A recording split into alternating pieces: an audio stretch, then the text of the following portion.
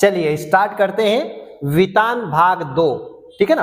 अब एक्चुअली हमारी दो बुक है, 12th हिंदी में दो बुक है हमारी, एक तो वितान है और एक है आरोह। अब मैं आपको बता दूं कि एक्चुअली वितान में से केवल क्वेश्चन आएंगे, संदर्भ, प्रसंग, व्याख्या, काव्य सौंदर्य, विशेष, ये हमारे किस में से आते हैं, आरोह में से। जो हमारी कविताएं दी हैं उसमें से संदर्भ, प्रसंग और काव्य सौंदर्य, है ना। और इसी के जो पाठ है हमारे, ठीक है ना, भक्तिन वाले, और जो 6 पाठ है उसमें से संदर्भ, प्रसंग, व्याख्या और विशेष। तो मैं आपको कहना ये चाह रहा हूं कि ये जो हमारी आरोह बुक है इसमें से संदर्भ, प्रसंग और क्वेश्चन आते हैं, लेकिन वितान में से केवल क्वेश्चन आते हैं, इसमें से संदर्भ, प्रसंग नहीं आते। तो इसके 3 पार्ट है, कौन कौन से, एक तो ये सिल्वर वेडिंग वाला, दूसरा जूझ वाला और तीसरा अतीत के दबे पांव। ये 3 पार्ट इसके अंदर दिए हैं। अब पहले इन पार्ट की मैं मोटे मोटे तौर पर आपको थीम बता दूं, वीडियो को बहुत ज्यादा लंबा नहीं करेंगे ताकि आपको ज्यादा टाइम वेस्ट ना हो, ठीक है ना। पर इसकी जो थीम है शॉर्ट में वो बताता हूं आपको, और जो इंपॉर्टेंट क्वेश्चन इस साल के लिए बैठ सकते हैं वो इंपॉर्टेंट क्वेश्चन इसके करते हैं। चलिए स्टार्ट करते हैं। तो पहला हमारा पार्ट कौन सा है, सिल्वर वेडिंग। किनके द्वारा लिखा गया है, मनोहर श्याम जोशी के द्वारा लिखा गया है। देखो पार्ट के नाम से स्टार्ट करते हैं। पार्ट का नाम क्या है, सिल्वर वेडिंग। अब सिल्वर वेडिंग का मतलब क्या होता है, 25वीं सालगिरह। अगर शादी के 25 साल हो जाते हैं तो सिल्वर वेडिंग मनाई जाती है, 25वीं सालगिरह। किनकी है, तो यहाँ पे एक कैरेक्टर है और इन कैरेक्टर का नाम है यशोधर बाबू, ठीक है ना। अब यशोधर बाबू के बारे में क्या बताया है पार्ट के अंदर, तो एक्चुअली यहां देखा जाए तो हम यदि पार्ट पढ़ते हैं तो पार्ट के अंदर हमें एक जनरेशन गैप के बारे में जानकारी मिलती है। अब ये जनरेशन गैप क्या है, तो जनरेशन गैप का सीधा सा मतलब है पीढ़ियों का अंतराल।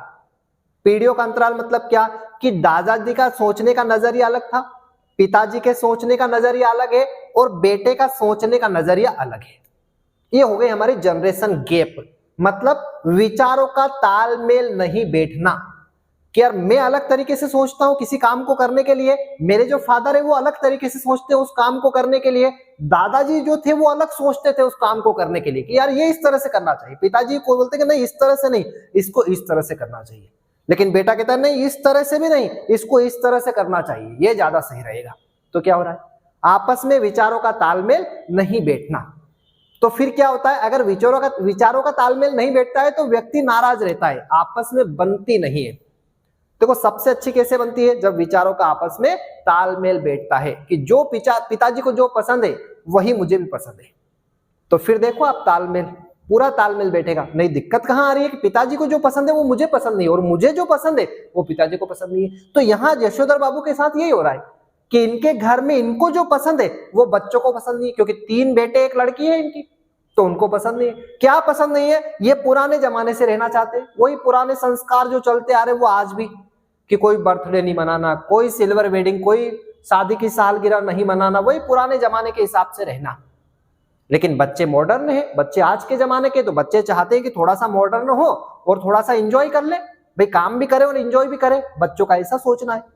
तो यशोधर बाबू के एक्चुअली किशनदा नाम के एक व्यक्ति है इसके अंदर।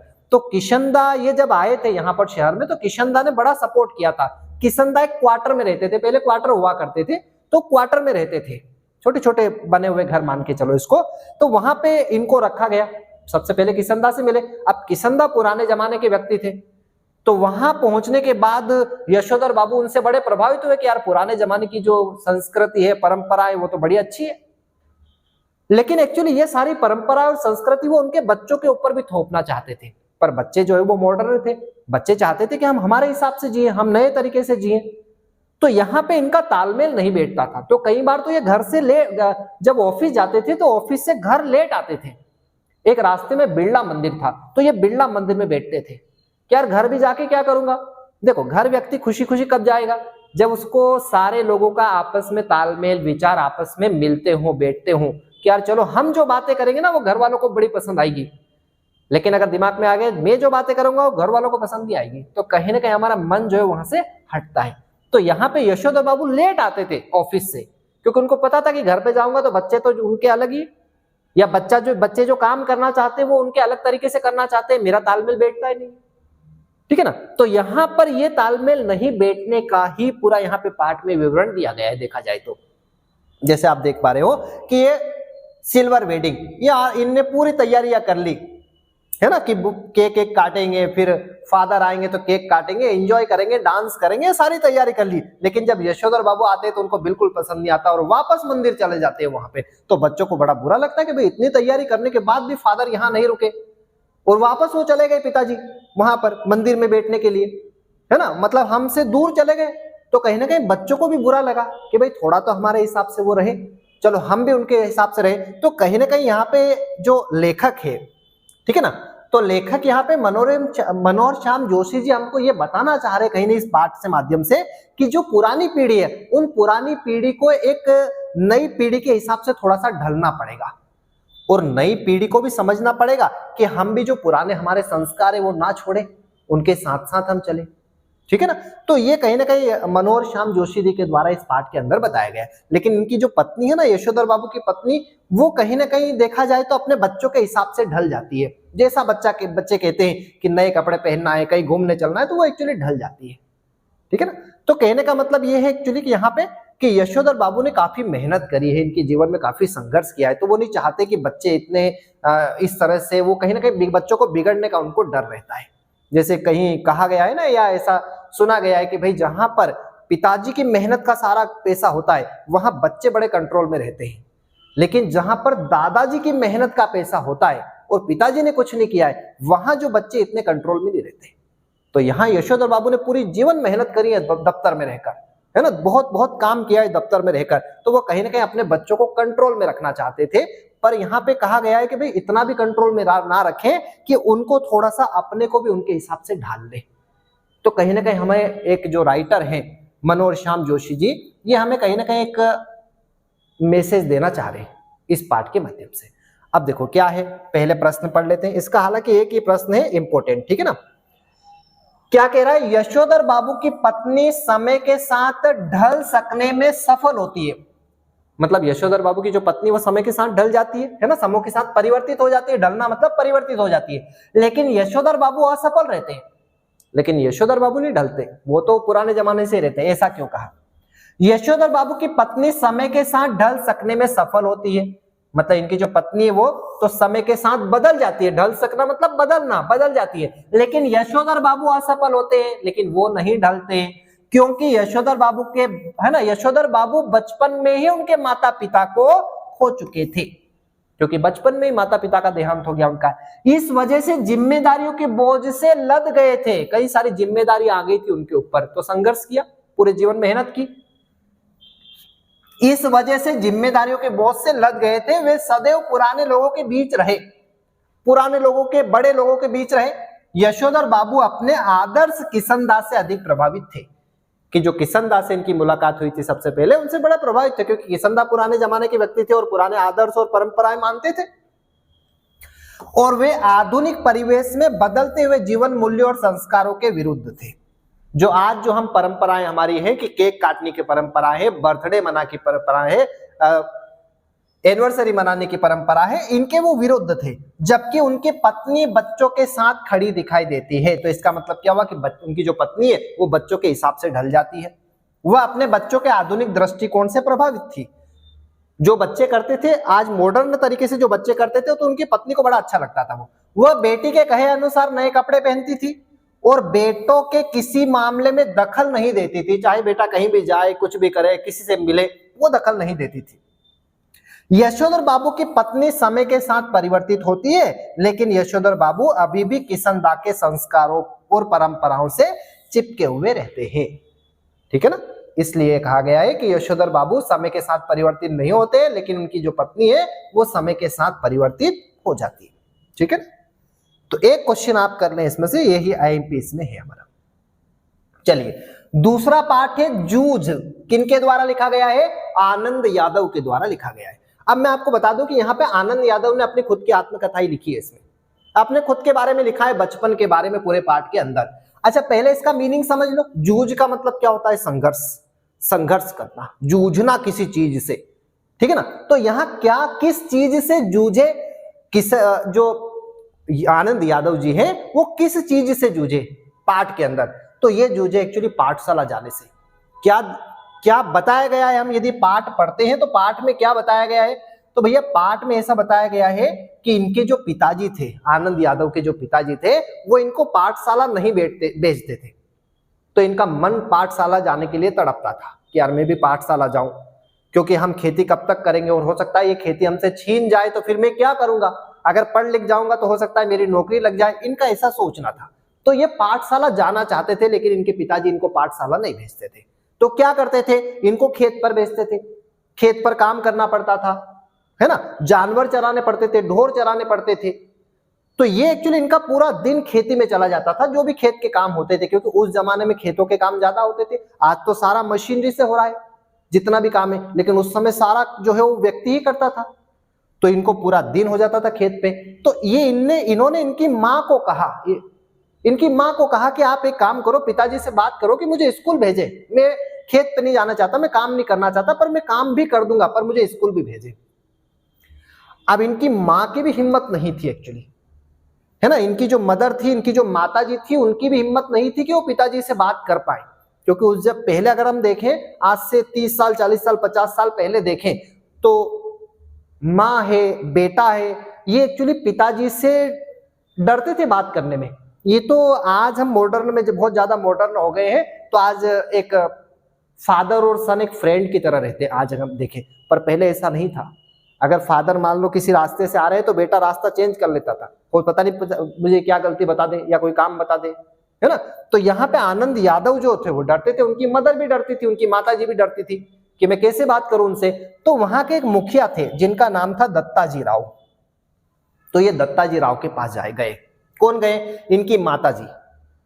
अब दत्ताजी राव से जाने के बाद दत्ताजी राव के पास गए और उनसे कहा कि ये आनंद एक्चुअली स्कूल जाना चाहता है, लेकिन इसके जो पिताजी है वो इसको भेजना नहीं चाहते।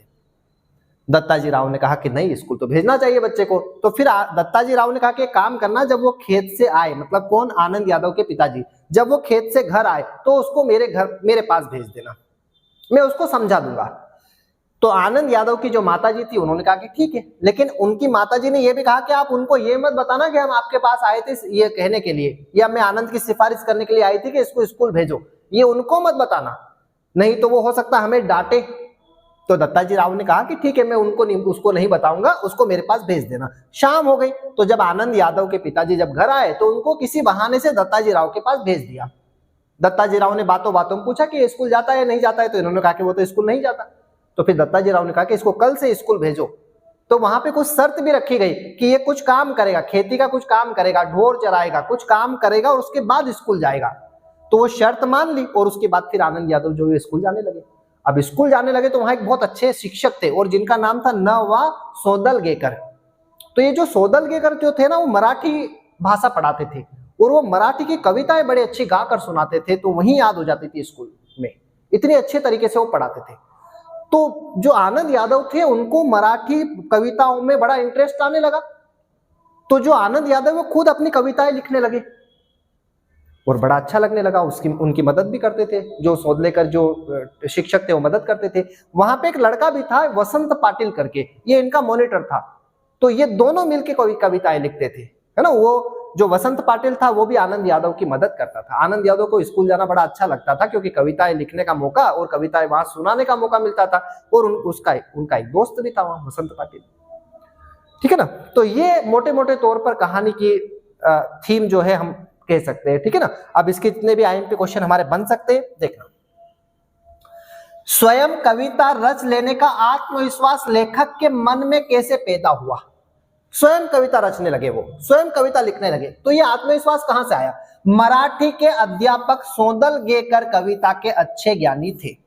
भाई ये जो टीचर थे ना सोंदलेकर, है ना, सोंदलगेकर, इनको कविता का अच्छा ज्ञान था। वे कक्षा में सस्वर, है ना, सस्वर पाठ करते थे, कविता पाठ करते थे, स्वर में कविता गाते थे, तथा ले, छंद, गति, आरो अवरो, ले में, है ना, जो ले होती है छंद, गति, है ना, उसकी स्पीड जो है, आरो और अवरो, आरो मतलब ले का ऊंचा होना, अवरो मतलब ले का नीचा होना, आदि का ज्ञान रखते थे, ठीक है ना। उनसे प्रेरित होकर लेखक कुछ तुकबंदी करने लगा।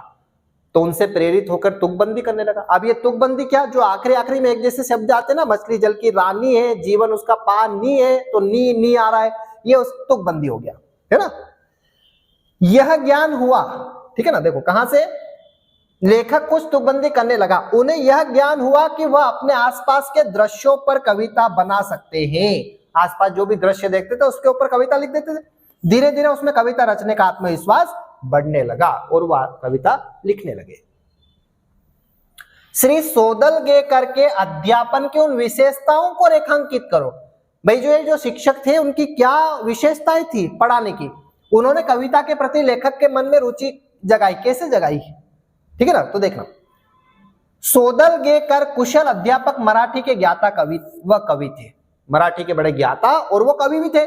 सुरीले ढंग से स्वयं की व दूसरों की, खुद की लिखी हुई और दूसरों की लिखी हुई कविताएं गाते थे। नई पुरानी मराठी कविताओं के साथ साथ उन्हें अनेक अंग्रेजी की कविताएं भी कंठस्थ थी, कि मराठी की तो उनको याद थी कई सारी कविताएं, अंग्रेजी की कविताएं भी बोलते थे वो और कंठस्थ थी। पहले वे एकाध गाकर सुनाते थे, फिर बैठे बैठे अभिनय के साथ, है ना, पहले एकाध गाकर सुनाते थे वो, फिर बैठे बैठे अभिनय के साथ कविता का भाव ग्रहण कराते थे, अभिनय करते थे और अभिनय के साथ साथ वो जो है वो कविता सुनाते थे।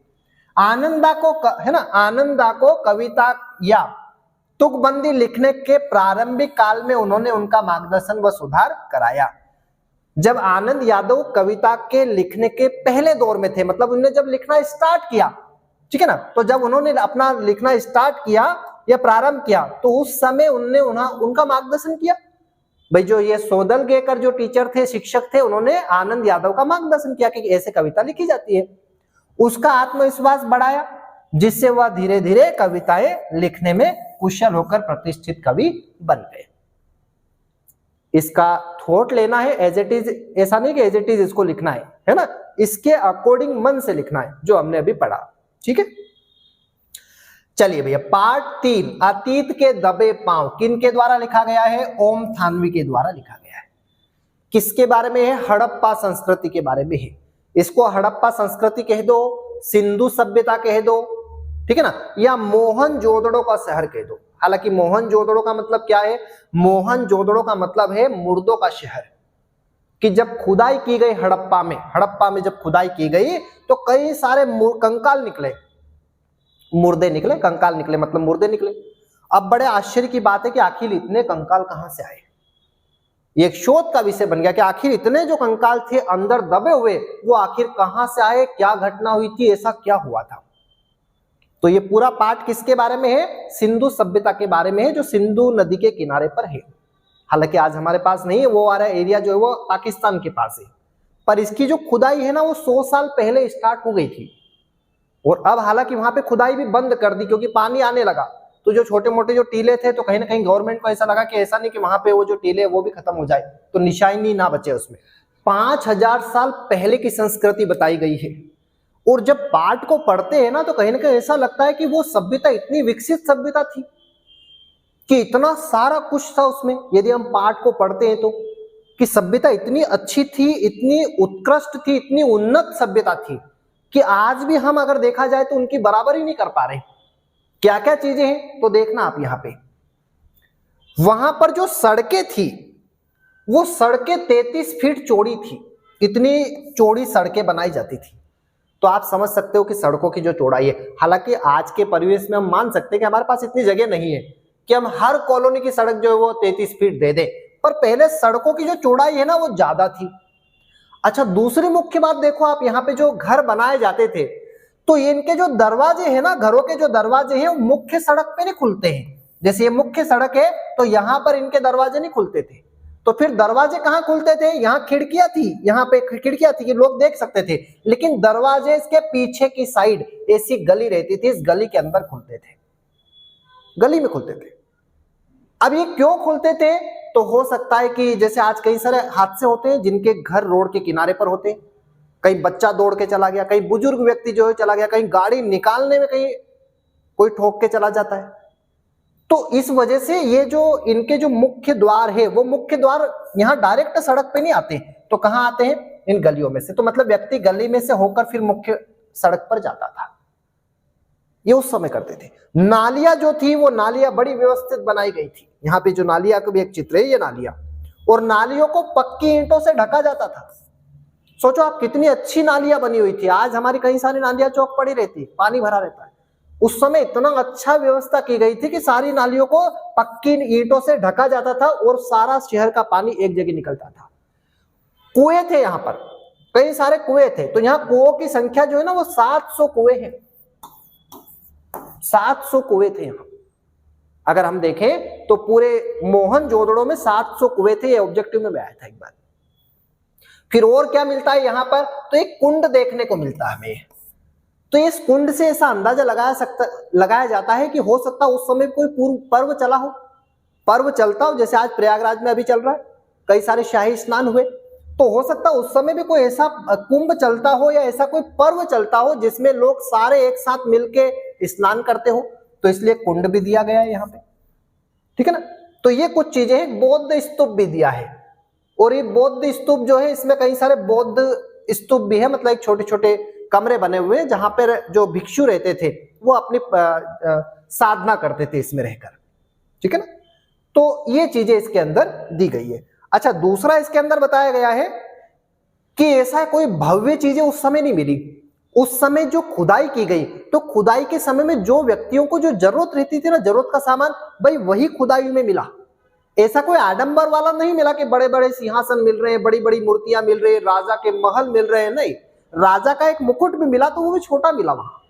तो इसका मतलब उस समय के जो लोग हैं ना, उन्हीं चीजों को अपने पास रखते थे वो, जो उनको जरूरत होती थी। जिन चीजों की उनको जरूरत थी वही चीजें वो रखते थे। दिखावा नहीं था, अगर सीधे शब्दों में कहूं तो दिखावा नहीं था उस समय। जरूरत के सामान को रखा जाता था, ठीक है ना। चलिए अब क्वेश्चन के आंसर में देखते हैं क्या है। इसमें भी अपने को मेन पॉइंट्स मिलेंगे। सिंधु सभ्यता साधन संपन्न थी, सारे साधन थे, जितने भी मनुष्य को जीने के लिए, समाज में रहने के लिए चीजें चाहिए वो सारा था। तो सिंधु सभ्यता साधन संपन्न थी, पर उसमें भव्यता का आडंबर नहीं था। भव्यता का आडंबर नहीं था कि बड़े बड़े महल दिखा दिए, बड़े बड़े सिंहासन दिखा दिए, दिखावा कर दिया बहुत ज्यादा, वो नहीं था। कैसे, चलिए आंसर देखना। सिंधु सभ्यता एक साधन संपन्न सभ्यता थी। सारे साधन थे, जो समाज में रहने के लिए जितने साधन चाहिए वो सारे थे, परंतु उसमें राज सत्ता या धर्म सत्ता के चिन्ह नहीं मिलते हैं। राज सत्ता है ना, राजा के सिंहासन, महल, ये कहीं नहीं मिलते। धर्म सत्ता, मंदिर है, मूर्तियां है, ये नहीं मिलती। वहां की नगर योजना, वास्तुकला, जल व्यवस्था, नगर की योजना, नगर कैसे बसाया जाता है, जल व्यवस्था कैसे होना चाहिए, साफ सफाई कैसे होना चाहिए, और सामाजिक व्यवस्था, समाज में रहने के लिए व्यक्ति कैसे रहता है, क्या उसकी व्यवस्थाएं रहती है। तो सामाजिक व्यवस्था आदि में एक रूपता दिखाई देती है, समानता दिखाई देती है। एक रूपता मतलब समानता दिखाई देती है। उनमें अनुशासन देखा जा सकता है। अनुशासन, वहां की सभ्यता जो हमारी सिंधु सभ्यता थी उसमें सबसे महत्वपूर्ण था कि अनुशासन दिखाई देता है। वहां की चीजों को देखकर वहां पर सब कुछ आवश्यकता से जुड़ा हुआ है। जो चीजें आवश्यक होती थी वही वहां देखने को मिलती। खुदाई में वही चीजें निकली जो आवश्यक होती है हमें समाज में रहने के लिए, जो हमें जरूरत लगती है वो सारी चीजें निकलती है वहां से। भव्यता का प्रदर्शन कहीं नहीं दिखाई मिलता, या कहीं नहीं मिलता कि भव्यता दिखाई गई, बड़े बड़े सिंहासन निकल रहे, बड़े बड़े महल निकल रहे, बड़े बड़े मंदिर, मूर्तियां निकल रही है। अन्य सभ्यताओं में राजतंत्र और धर्मतंत्र की ताकत को दिखाते हुए भव्य महल, मंदिर और मूर्तियां बनाई गई। भाई दूसरी अगर सभ्यता की बात करें तो कई सारी मूर्तियां निकलती है, महल देखने को मिलते हैं, राजाओं के सिंहासन देखने को मिलते हैं, पर इसमें नहीं मिला कुछ भी। किंतु सिंधु सभ्यता की खुदाई में छोटी छोटी मूर्तियां, खिलौने, छोटी छोटी मूर्तियां जरूर मिली। फिर क्या मिले, खिलौने मिले, मृद भांड, भांड मतलब भांडा, जो हमारे मिट्टी का जो भांडा आता है, या बड़ा घड़ा कह दो इसको, तो मृद भांड मिले, नावे मिली, है ना। नरेश के सिर पर रखा हुआ मुकुट छोटा है, भाई राजा के सिर का जो मुकुट है वो भी छोटा मिला उस समय। इसमें प्रभुत्व या दिखावे के आडंबर कहीं नहीं दिखाई देते, मतलब इसमें दिखावा नहीं किया गया उस प्रकार, उस तरह के उस समय की सभ्यता में कहीं प्रकार का कोई दिखावा नहीं किया गया। टूटे फूटे खंडर, भाई टूटे फूटे खंडर ही है वहां। सभ्यता और संस्कृति के इतिहास के साथ साथ भाई सभ्यता दिखाते हैं उस समय की, जो टूटे फूटे खंडर है वो सभ्यता दिखाते हैं, संस्कृति दिखाते हैं, उसके साथ साथ धड़कती जिंदगियों के अनछुए समय का भी दस्तावेज होते हैं। मतलब ये जो उस समय के जो खंडर और संस्कृति है वो कहीं ना कहीं व्यक्तियों को बताता उस समय कैसे व्यक्ति रहे होंगे, कैसे उनकी मृत्यु हुई है, आखिर ऐसे कितने सारे लोग अंदर दफनाए गए। तो ये कहीं ना कहीं अनछुए है ना, अनछुए समय का भी दस्तावेज है। इस कथन का भाव स्पष्ट करो। यह सच है कि टूटे फूटे खंडर जो खंडर वहां पे आज भी है। टूटे फूटे खंडर सभ्यता और संस्कृति के इतिहास के साथ साथ धड़कती जिंदगियों के अनछुए समय का दस्तावेज है कि उस समय कैसी जिंदगियां रही, कैसे उनकी मृत्यु हुई, कैसे दफनाए गए, इतने सारे लोग कैसे दफनाए गए, क्या हुआ था, है ना। ये कहीं ना कहीं उस समय के दस्तावेज मिलते हैं। ये खंडर उस समय की संस्कृति का परिचय कराते हैं कि उस समय कैसी संस्कृति थी। ये चीजें जितनी भी निकलती है उस समय की संस्कृति को बताते हैं। आज भी हम किसी भी मकान की देहरी पर पीठ टिकाकर, देहरी मतलब चौखट, चौखट पर पीठ टिकाकर सुस्ता सकते हैं।